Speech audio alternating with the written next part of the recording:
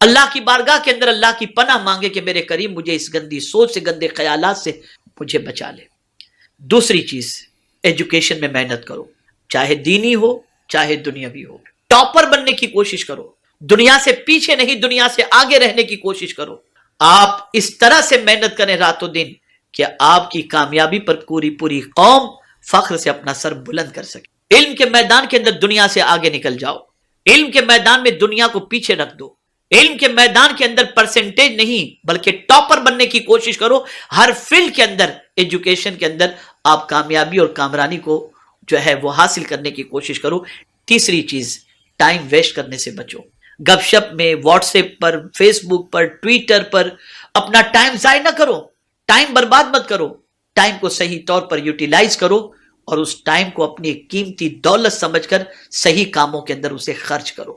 چوتھی چیز، ایسی سنگتوں سے بچو جن کی صحبت میں بیٹھنے کے بعد، جو جملہ میں عرض کر رہا ہوں اسے ذہن میں رکھیں، جن کی صحبت میں بیٹھنے کے بعد آپ کا مورل ڈاؤن ہو اور آپ کی ایجوکیشن کی رفتار سلو ہو جائے اور آپ کی زندگی آؤٹ آف ٹریک ہو جائے۔ ایسوں کی سنگت کو اوائڈ کرو، بچو ایسوں کی سنگت سے، ایسوں کی دوستی سے گریز کرو۔ پانچویں چیز، قناعت اختیار کرو، فضول خرچی سے بچو۔ کم سے کم پیسے میں کام ہو جاتا ہو تو زیادہ خرچ مت کرو۔ قناعت پسندی کو اپنی زندگی بناؤ، اور اسی کے ساتھ ساتھ علیہ وسلم کے پیارے دیوانوں، اپنے کیریکٹر اور اپنے بیہیویئر کو درست سے درست تر کرو۔ کیریکٹر لوز نہ ہو، کیریکٹر لیس نہ ہو، اور اسی کے ساتھ ساتھ یہ بھی خیال رکھیں کہ آپ کی زبان سے نکلنے والا جملہ کسی کے دل کو چھلنی نہ کر دے بلکہ کسی کے دل کے اندر خوشیوں کو بھر دے۔ اس کا بھی آپ خیال کریں۔ اسی طریقے سے مخلوق خدا کی خدمت، اس کا خیال کریں۔ یہاں ایک خاص بات عرض کروں، خاص بات، بس اوقات ہمارے نوجوان پھسل جاتے ہیں۔ کسی لڑکی کو دیکھا پریشانی کے اندر اور وہ رو رہی ہے اور اس کو سپورٹ کرنے کے لیے گئے، اور پھر اس کے بعد وہ سپورٹ کی بجائے پھر زندگی اس کے ساتھ وابستہ ہو گئی، مقصد بھول گئے اور اس کے ساتھ زندگی گزرنے لگ گئی، اور پھر نتیجہ یہ ہوا کہ نکلے تھے کہیں کے لیے، پہنچ گئے کہیں اور۔ یاد رکھیں، مصیبت زدوں کو آپ ہینڈ کرچیف تو دے دیں، کاندھا نہ دیں۔ خاص طور پر لڑکیوں کے حوالے سے کہہ رہا ہوں، اس چیز کا خاص طور پر خیال رکھیں، ان کا تعاون کریں، ان کو مصیبتوں سے نکالیں، ان کو پریشانیوں سے نکالیں، تکالیف سے نکالیں، غموں سے نکالیں۔ جس طرح سے جس کی جو مدد غموں کے اندر ہو سکتی ہو آپ ضرور کریں، لیکن خاص طور پر لڑکیوں کے سلسلے میں آپ چوکن نہ رہیں، کہیں ایسا نہ ہو کہ آپ مقصد سے ہٹ جائیں۔ ضرور اگر کوئی اس قسم کی بچی آپ کے پاس پہنچتی ہے، چاہے وہ کسی بھی مذہب کی ماننے والی ہو اور کسی پریشانی کی شکار ہے، آپ اس کی پریشانی کو دور کرنے کی کوشش ضرور کریں اپنی حد المقدور، لیکن کبھی اس کی محبت کا چراغ اپنے سینے میں روشن نہ ہونے دیں، اور اپنے ایم اور اپنے مقاصد کو آپ جو ہے بھولیں نہیں۔ میرے پیارے آقا صلی اللہ علیہ وسلم کے پیارے دیوانوں، اب آخری بات میں عرض کرتا ہوں، اور وہ یہ ہے، آپ کے پیرنٹس نے آپ کی جدائی کا غم برداشت کیا، آپ کے پیرنٹس نے آپ کے پیچھے سرمایہ خرچ کیا، آپ کے پیرنٹس نے اپنی محبتوں کو آپ کی لائف کے اندر انویسٹ کیا، آپ کے پیرنٹس نے آپ کی زندگی سنوارنے کے لیے اچھی اسکول اور کالج کا اہتمام کیا، آپ کے پیرنٹس نے در در کی ٹھوکریں کھا کر آپ کی فیس کا اہتمام کیا، ایک ہی وجہ، میرا بچہ مستقبل کا سہارا بنے یا اس کا مستقبل تابناک بن جائے۔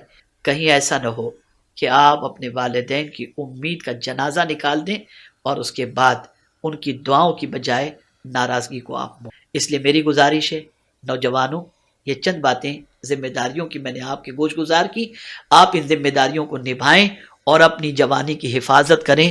مجھے امید ہے کہ میری قوم کا نوجوان میری اس عرض کو ضرور قبول کرے گا اور اپنے دامن کو گناہوں سے بچانے کی کوشش کرتے ہوئے گندی پکچروں سے لے کر، گندے دوستوں سے لے کر، گندی سوچ سے لے کر، گندی عادتوں سے لے کر، گندے سرکل سے لے کر، ہر چیز جو گندگی کی طرف لے جائے اس سے بچ کر ایک صاف ستھرا پاکیزہ معاشرہ تشکیل دینے اور اپنی زندگی کو پاکیزہ بنا کر دنیا کے سامنے کامیابی اور کامرانی کا جھنڈا لہرانے کی ہماری قوم کے نوجوان کوشش کریں گے۔ لیکن اللہ رب العزت جل جلالہ نے خود اپنی کتاب میں فرمایا وَلَذِكْرُ اللَّهِ أَكْبَرُ، اللہ کا ذکر سب سے بڑا ہے۔ میرے پیارے آقا صلی اللہ تعالی علیہ وسلم کے پیارے دیوانوں، حضرت ابو دردہ رضی اللہ تعالیٰ عنہ سے روایت ہے کہ تاجدار کائنات صلی اللہ علیہ وسلم نے ارشاد فرمایا کیا میں تم کو یہ خبر نہ دوں کہ تمہارے رب کے نزدیک تمہارا کون سا عمل سب سے اچھا، سب سے پاکیزہ اور سب سے بلند درجے والا ہے، اور جو تمہارے سونے اور چاندی کو صدقہ کرنے سے بھی زیادہ اچھا ہے۔ صحابہ کرام نے عرض کیا یا رسول اللہ صلی اللہ علیہ وسلم وہ کون سا عمل ہے؟ آقا کریم صلی اللہ علیہ وسلم نے ارشاد فرمایا وہ عمل اللہ کا ذکر کرنا ہے، اللہ کا ذکر کرنا ہے۔ اب ایک ایسی حدیث آپ کو سنانے جا رہا ہوں جو مشکات کی ہے، اور اس حدیث مبارکہ کو سننے کے بعد مجھے یقین کامل ہے کہ انشاءاللہ العظیم آپ ہم سب یہ کوشش کریں گے کہ ہماری زبان غیبت اور چغلی کر جھوٹ بولنے میں نہیں، اللہ کے ذکر کے اندر گزرے۔ حضرت ابن عباس رضی اللہ تعالیٰ عنہ سے روایت ہے، انہوں نے فرمایا کہ رسول اللہ صلی اللہ علیہ وسلم نے ارشاد فرمایا، بہت غور سے سنیے گا، بہت غور سے، تاکہ آپ اللہ کے ذکر کی اہمیت کو سمجھ سکیں۔ آقا کریم صلی اللہ علیہ وسلم نے ارشاد فرمایا اول من یدعا الی الجنت یوم القیامہ الذین یحمدون اللہ فی البأساء والضراء۔ آقا کریم صلی اللہ علیہ وسلم ارشاد فرماتے ہیں جنہیں قیامت کے دن سب سے پہلے جنت کی طرف بلایا جائے گا، جنہیں قیامت کے دن سب سے پہلے جنت کی طرف بلایا جائے گا، وہ ہوں گے جو خوشی میں اور غم میں اللہ عز و جل کی حمد بیان کرتے ہیں، یعنی الحمدللہ کہ خوشی ہو تو بھی الحمدللہ اور غم ہو تو بھی الحمدللہ، جس حال میں اللہ رکھے میرے کریم تیرا شکر ہے۔ میرے پیارے آقا صلی اللہ تعالی علیہ وسلم کے پیارے دیوانوں، اسی طریقے سے حضرت عمرو ابن شعیب رضی اللہ تعالی عنہما سے روایت ہے کہ وہ اپنے والد سے، وہ اپنے دادا سے راوی ہیں، انہوں نے فرمایا کہ رسول اللہ صلی اللہ علیہ وسلم نے فرمایا جو صبح کو 100 بار سبحان اللہ پڑھے اور شام کو 100 بار تو وہ اس کی طرح ہوگا جو 100 حج کرے، یعنی صبح 100 بار سبحان اللہ پڑھنا اور اسی طریقے سے شام کو 100 بار سبحان اللہ کہنا، یہ 100 بار صبح و شام سبحان اللہ کہنا یہ اس بندے کی طرح ہے جس نے 100 حج کیے، یعنی اللہ اس کے برابر اسے ثواب عطا فرمائے گا۔ اور جو صبح کو 100 بار الحمدللہ پڑھے اور 100 بار شام کو، تو اس جیسا ہوگا جو اللہ عز و جل کی راہ کے اندر 100 گھوڑے خیرات کرے، 100 گھوڑے خیرات کرے، یعنی 100 گھوڑے خیرات کرنے کے برابر اللہ اس بندے کو ثواب عطا فرماتا ہے جو صبح کو 100 بار الحمدللہ کہے اور شام کو 100 بار الحمدللہ کہے۔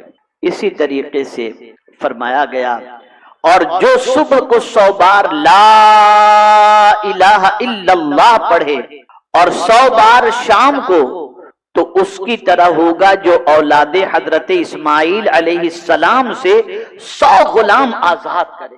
اور اسی کے ساتھ فرمایا گیا اور جو 100 بار صبح کو اللہ اکبر پڑھے اور 100 بار شام کو، تو کوئی اس سے زیادہ نیکیاں اس دن نہ کر سکے گا سوائے اس کے جو اتنی ہی بار یہ کلمات پڑھے، اتنا ثواب ہے۔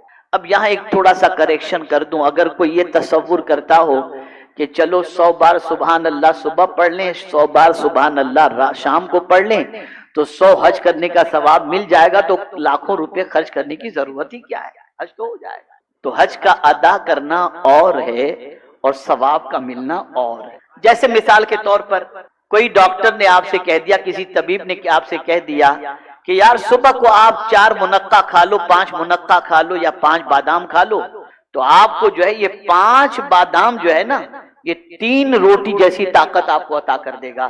تو آپ 5 بادام کے بعد روٹی کھانا تو نہیں چھوڑیں گے، اس لیے کہ بادام سے پیٹ نہیں بھرتا، روٹی ہی سے پیٹ بھرتا ہے۔ بادام سے پیٹ نہیں بھرے گا، پیٹ تو روٹی ہی سے بھرے گا۔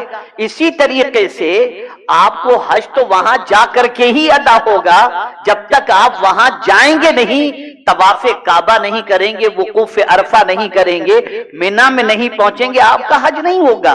वो तो वहां जाकर के ही करना है। लेकिन अगर कोई बंदा 100 बार सुबहान अल्लाह सुबह और 100 बार सुबहान अल्लाह शाम को पढ़ ले तो अल्लाह ताला उस अमल जितना सवाब उसे अता फरमा दे। लेकिन फर्ज साकित नहीं होता। आप सोचेंगे कि चलो यार लाखों रुपए बच भी गए और उसी के साथ साथ जो है वो हज भी हो गया, तो हज नहीं होगा। हज तो वहीं जाकर के होगा। मेरे प्यारे आका सल्लल्लाहु ताला अलैहि वसल्लम के प्यारे दीवानों, इसी तरीके से आप देखें आकाए करीम सल्लल्लाहु ताला अलैहि वसल्लम ने जिक्र की महफिल की फजीलत क्या बताई है। जो आप आते हैं हर शनिचर को इज्तिमा के अंदर और यहाँ जिक्र इलाही होता है, जानते हैं इसकी फजीलत क्या है? अभी सदी से समझिएगा।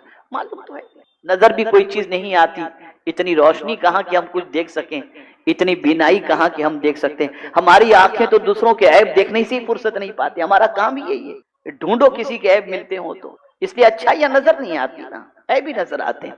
लेकिन हजरत अबू हुरैरा रदी अल्लाह तआला अन्हु और हजरत अबू सईद खुदरी रदी अल्लाह तआला अन्हु से मरवी है कि रसूलुल्लाह सल्लल्लाहु अलैहि वसल्लम ने फरमाया, जब कोई जमाअत जिक्र इलाही के लिए बैठती है तो फरिश्ते उनको घेर लेते हैं, और फरिश्ते उनको घेर ही नहीं लेते बल्कि रहमत उनको ढांप लेती है। सुकून और इत्मीनान की दौलत उनके लिए नाजिल होती है और अल्लाह ताला उनका तज़किरा उन फरिश्तों में फरमाता है जो उससे करीब होते हैं। यानी अल्लाह के करीब जो फरिश्ते होते हैं, उन फरिश्तों के दरमियान अल्लाह अज़्ज़ व जल इन जिक्र की महफिल में बैठने वाले सुनने सुनाने वालों का जिक्र अल्लाह फरमाता है, अल्लाह के जिक्र। इसी तरीके से मेरे प्यारे आका सल्लल्लाहु ताला अलैहि वसल्लम के प्यारे दीवानों, हजरत मुआज़ बिन जबल रदी अल्लाह ताला अन्हु रिवायत करते हैं कि इब्ने आदम का कोई अमल ऐसा नहीं जो उसको अदाब इलाही से नजात दिला दे सिवाय जिक्र इलाही। अब यहां मैं आपको थोड़ा सा समझा दूं।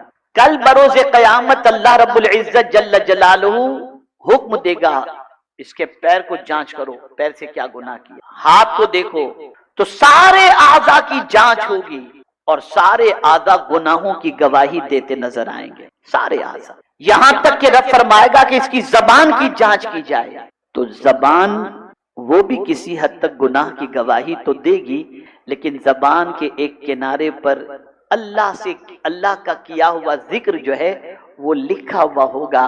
फरिश्ते अर्ज करेंगे गुनाह तो इसने किया लेकिन तेरा जिक्र भी इसने जबान से किया है। रब फरमाएगा मेरे जिक्र की बरकत से मैंने इसके गुनाहों को माफ फरमा दिया।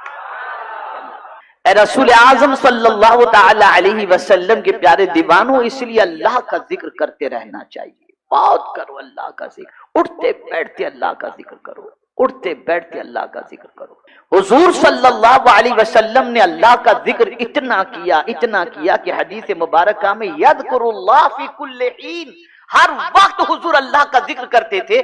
हम और आप सो जाएं तो वुजू टूट जाता है, लेकिन हुजूर सोए तो वुजू नहीं टूटता, इसलिए कि उनका दिल अल्लाह की याद में लगा रहता है, अल्लाह के जिक्र में लगा रहता है। मेरे प्यारे आका सल्लल्लाहु ताला अलैहि वसल्लम के प्यारे दीवानों, इसलिए अल्लाह का जिक्र करना चाहिए। और याद रखें हुजूर सल्लल्लाहु अलैहि वसल्लम ने अल्लाह का जिक्र कितना किया, इतना किया कि आज पूरी दुनिया की मस्जिदों से अल्लाह के जिक्र की आवाज बुलंद हो रही है। और ये हुजूर सल्लल्लाहु अलैहि वसल्लम के अल्लाह के जिक्र को आम करने का सदका है और अल्लाह के जिक्र करने का सदका है कि इतना अल्लाह का जिक्र आम हुआ। तो फिर रब ने भी फरमाया, महबूब तूने मेरा इतना जिक्र किया ना, अब सुन मैं क्या करता हूँ, वरफ़अना लका ज़िक्रा, तूने मेरा इतना जिक्र किया, अब मैं तेरे जिक्र को बुलंद करता हूँ। जहां जहां मेरा नाम लिया जाएगा वहां वहां तेरा नाम भी लिया जाएगा।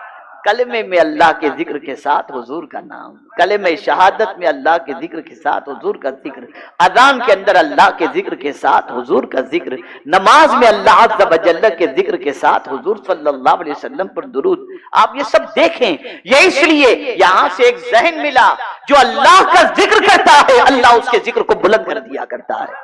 मेरे प्यारे आका सल्लल्लाहु ताला अलैहि वसल्लम के प्यारे दीवानों, इसी के साथ साथ और मजीद समाअत फरमाएं, हजरत अब्दुल्लाह इब्न बुस्र रदी अल्लाह तआला अन्हु से रिवायत है कि एक शख्स रसूलुल्लाह सल्लल्लाहु अलैहि वसल्लम की बारगाह में हाजिर हुआ اور عرض کیا یا رسول اللہ صلی اللہ تعالی علیہ وسلم، اسلام کے مجھ پر بہت سے احکام ہیں، آپ مجھے ایسی بات بتا دیں جس پر میں تکیہ کروں۔ تکیہ کے معنی بھروسہ، تکیہ کے معنی کیا ہوتا ہے؟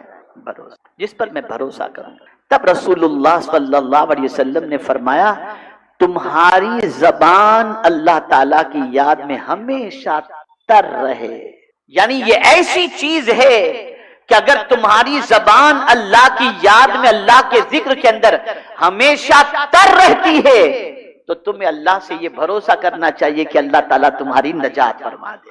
میرے پیارے آقا صلی اللہ علیہ وسلم کے پیارے دیوانوں، اب جو حدیث سنانے جا رہا ہوں یہ بخاری شریف، اور میں سمجھتا ہوں اس حدیث کو سننے کے بعد یقیناً آپ کے دل میں اللہ کے ذکر کی تڑپ بھی پیدا ہوگی اور اللہ کی یاد کی تڑپ بھی پیدا ہوگی۔ حضرت ابو ہریرہ رضی اللہ تعالیٰ عنہ روایت کرتے ہیں کہ تاجدار کائنات صلی اللہ علیہ وسلم نے فرمایا، سبحان اللہ، ایک بار کہہ دیجیے سبحان اللہ، جب بندہ ذکر الہی کے لیے اپنے ہونٹوں کو ہلاتا ہے، جب بندہ ذکر الہی کے لیے اپنے ہونٹوں کو ہلاتا ہے اور ذکر کرتا ہے تو اللہ تعالیٰ اس کے ساتھ ہو، یعنی اس بندے کے ساتھ اللہ کی رحمت ہو۔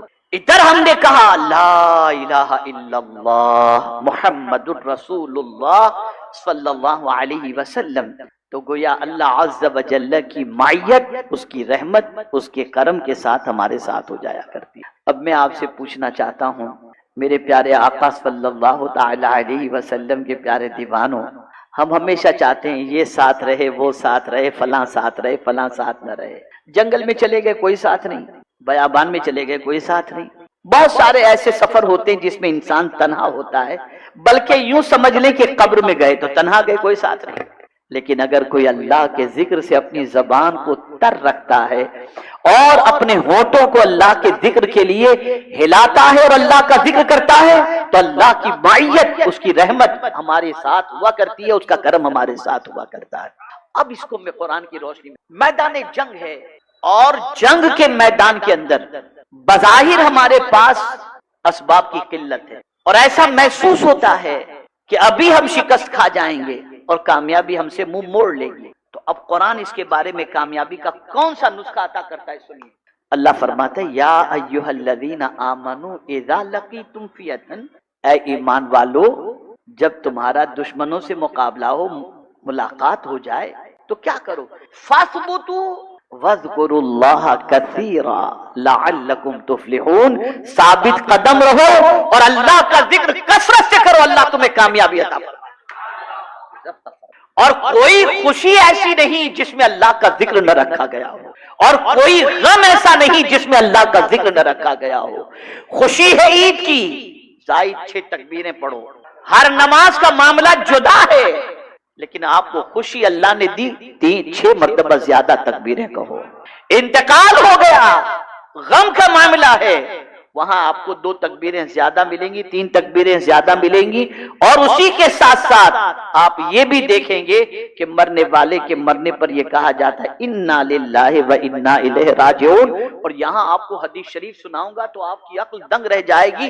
اگر کسی بندے کے بیٹے کا انتقال ہوا یا کسی بیٹے کے باپ کا انتقال ہوا تو پروردگار فرشتے کو بھیجتا ہے کہ میں نے جس کا چہیتا چھین لیا وہ گھر والے کیا بول رہے تھے، وہ گھر والے کیا بول رہے تھے۔ اگر گھر والوں نے کہا انا للہ و انا الیہ راجعون، میں تو مولا کی مرضی پر راضی ہوں، تو جانتے ہیں فرشتے جا کر اللہ کی بارگاہ میں عرض کرتے ہیں مولا گھر والے شور نہیں کر رہے تھے، شکایت نہیں کر رہے تھے، تیرا ذکر کر رہے تھے۔ رب قدیر ارشاد فرمائے گا ایک جنت میں محل بنایا جائے جس کا نام بیت الحمد رکھا جائے، اور یہ بیت الحمد ان ذکر کرنے والوں کو عطا کر دیا جائے۔ تو یہاں سے یہ بات سمجھ میں آئی، خوشی میں بھی اللہ کا ذکر کرو اور غم میں بھی اللہ عز و جل کا ذکر کرو۔ میرے پیارے آقا صلی اللہ تعالی علیہ وسلم کے پیارے دیوانوں، بہت سارے لوگوں کے دل سخت ہوتے، بڑے سخت، ہم تو دیکھتے ہیں بہت سخت دل ہوتے ہیں لوگ۔ اب یہ دل سخت کیسے ہوتا ہے اور اس کا علاج کیا ہے؟ حضرت ابن عمر رضی اللہ تعالی عنہما سے روایت ہے کہ رسول اللہ صلی اللہ علیہ وسلم نے فرمایا کہ اپنی گفتگو ذکر الہی سے خالی نہ رکھو، کیونکہ تمہاری زیادہ گفتگو کا ذکر الہی سے خالی ہونا شقاوت قلب کی نشانی، یعنی جو بہت زیادہ بولتا ہے اور اللہ کا ذکر نہیں کرتا، حضور صلی اللہ علیہ وسلم نے فرما دیا مطلب حق ہے کہ یہ شقاوت قلبی کی نشانی ہے، یعنی دل سخت ہونے کی نشانی، دل سخت ہونے کی نشانی۔ اور سخت دلی اگر کسی کے اندر پیدا ہو جائے تو میرے آقا صلی اللہ علیہ وسلم فرماتے ہیں وہ اللہ سے دور ہو جاتا ہے، یعنی اللہ کی دوری کا سبب اگر کوئی چیز ہے تو دل کا سخت ہونا ہے۔ اور دل سخت کب ہوتا ہے؟ جب انسان بے پناہ باتیں کرتا ہو لیکن اللہ کے ذکر سے اس کی زبان خالی ہو تو اللہ تعالیٰ اس کے دل کو شقاوت سے بھر دیتا ہے۔ شقاوت قلبی کی یہ نشانی ہے، سخت دلی کی نشانی ہے۔ یہ ترمذی شریف کی حدیث ہے۔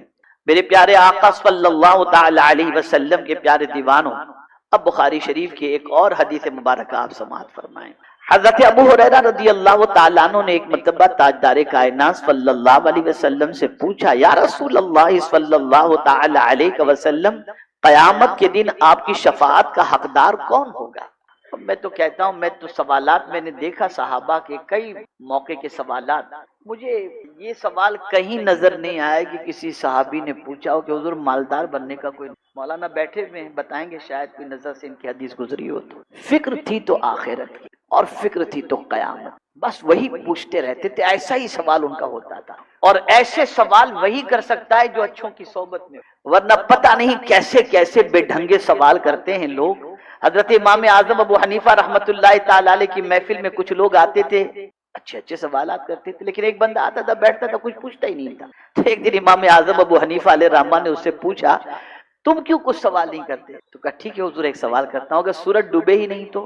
کہا تو چپ ہی رہے وہی بہتر ہے، تو چپ ہی رہے وہی بہتر۔ تو کچھ ایسے بے ڈھنگے سوالات ہوتے، ٹھیک ہے طلبہ موجود ہے اچھی تعداد میں ان سے کہوں گا اپنے اساتذہ سے آپ سوالات کیے۔ العلم کنز ومفتاح السؤال، علم ایک خزانہ ہے اور چابی اس کی یہ ہے کہ آپ سوال کرو تاکہ اس چابی سے خزانے کا تالا ٹوٹے کھلے اور آپ علم کی دولت سے مالا مال ہو جائے۔ اب صحابہ نے بھی سوال کیا، سوال کا انداز بھی سمجھیے آپ تاکہ سوال کرنے کا ڈھنگ بھی سمجھ میں آئے۔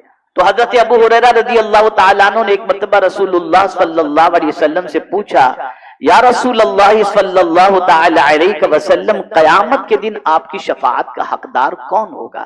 تو تاجدار کائنات صلی اللہ علیہ وسلم نے فرمایا، اے ابو ہریرہ رضی اللہ تعالیٰ عنہ، مجھے احادیث پر تمہاری خواہش دیکھ کر یہی گمان ہوا تھا کہ اس بات کو تم سے پہلے کوئی دوسرا پوچھے گا ہی نہیں۔ پھر رحمت عالم صلی اللہ علیہ وسلم نے فرمایا، قیامت کے روز میری شفاعت اسے نصیب ہوگی جو خلوص دل کے ساتھ لا الہ الا اللہ محمد الرسول اللہ صلی اللہ علیہ وسلم پڑھے گا، جو دل سے خلوص دل کے ساتھ یہ کلمہ طیبہ پڑھ لے اسے رسول اعظم صلی اللہ علیہ وسلم کی شفاعت نصیب ہوگی۔